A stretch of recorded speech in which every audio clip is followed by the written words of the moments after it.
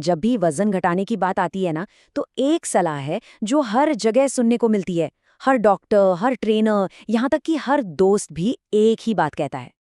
यही है वो गोल्डन रूल, है ना। ये सलाह इतनी आम हो चुकी है कि हम इस पर सवाल तक नहीं उठाते। भाई सीधा साधा गणित लगता है, कम खाओ वजन घट जाएगा, सिंपल। जरा सोचिए, क्या हो अगर ये समस्या गणित की नहीं, बल्कि हमारे शरीर के अंदर की बायोलॉजी की हो। आज के इस विश्लेषण में हम इसी आइडिया को गहराई से देखेंगे और समझेंगे कि कैसे एक ऐसा खिलाड़ी है जिसे हम नज़रअंदाज कर देते हैं और वही पूरे खेल को बदल सकता है। तो चलिए मिलते हैं इस कहानी के मुख्य किरदार से। इसका नाम है इंसुलिन। कैलोरी की बातचीत में अक्सर इंसुलिन का जिक्र तक नहीं होता, लेकिन असल में हमारे शरीर का असली गेटकीपर यही है। इसे बहुत ही आसान शब्दों में समझते हैं। देखिए, इंसुलिन का काम शरीर को ये बताना है कि मिली हुई एनर्जी को फैट के रूप में जमा करना है या नहीं। और यकीन मानिए, ये एक बहुत ही पावरफुल सिग्नल है। ये स्लाइड समझ लीजिए सबसे ज़रूरी है। इसे एक ऑन ऑफ स्विच की तरह देखिए। जब भी शरीर में इंसुलिन का लेवल हाई होता है तो फैट जमा करने वाला स्विच ऑन हो जाता है और फैट बर्न करने वाला स्विच ऑफ। इसका सीधा सा मतलब है, जब तक इंसुलिन हाई है शरीर फैट बर्न कर ही नहीं सकता। तो अब जब हम इंसुलिन का ये बेसिक काम समझ गए हैं, तो आइए देखते हैं कि जब इंसुलिन का लेवल लगातार बढ़ा रहता है तो ये हमारे वजन घटाने की कोशिशों पर पानी कैसे फेर देता है। ये एक ऐसा जाल है जिसमें हम फंस जाते हैं। इंसुलिन बढ़ता है तो थोड़ी ही देर में फिर से भूख लग जाती है, मीठा या कार्ब्स खाने की क्रेविंग होती है और मेटाबॉलिज्म भी सुस्त पड़ जाता है। और सबसे खतरनाक बात, ये फैट को हमारे फैट सेल्स के अंदर लॉक कर देता है, मानो ताला लगा दिया हो। फिर उसे जलाना लगभग नामुमकिन हो जाता है।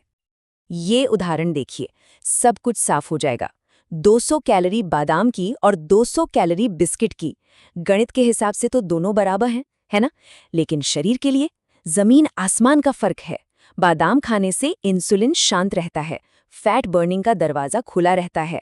वहीं बिस्किट खाते ही इंसुलिन आसमान छूता है और फैट बर्निंग का दरवाजा धड़ाम से बंद कर देता है।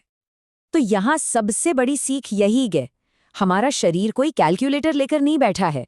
वो तो बस हार्मोनल सिग्नल्स को समझता है और उसी पर काम करता है। तो अगर प्रॉब्लम हार्मोनल है तो जाहिर सी बात है कि उसका सल्यूशन भी हार्मोनल ही होगा।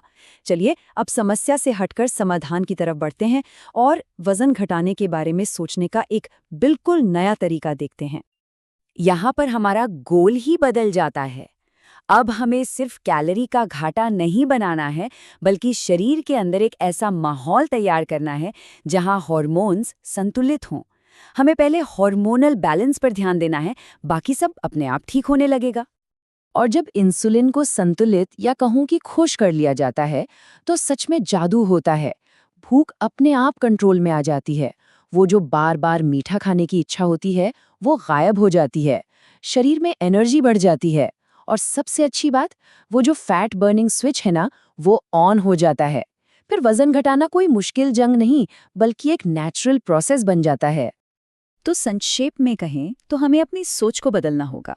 कैलोरी गिनना एक गणित का खेल है जहां बस नंबरों से जूझते रहते हैं, लेकिन वजन घटाना असल में एक हार्मोन का खेल है। इस एक लाइन में ही पूरे विश्लेषण का सार छिपा है। इसे हमेशा याद रखिएगा। जब तक हमारे शरीर का ये मुख्य हार्मोन संतुलित नहीं है, तब तक वजन घटाने की लड़ाई जीतना बहुत बहुत मुश्किल है। तो अंत में ये सवाल सोचने वाला है, जो कुछ भी हमने आज देखा उसके आधार पर क्या ये सोचने का वक्त नहीं आ गया है कि शायद हमें नंबरों की गिनती छोड़कर अपने शरीर के हार्मोनल संतुलन पर ध्यान देना चाहिए।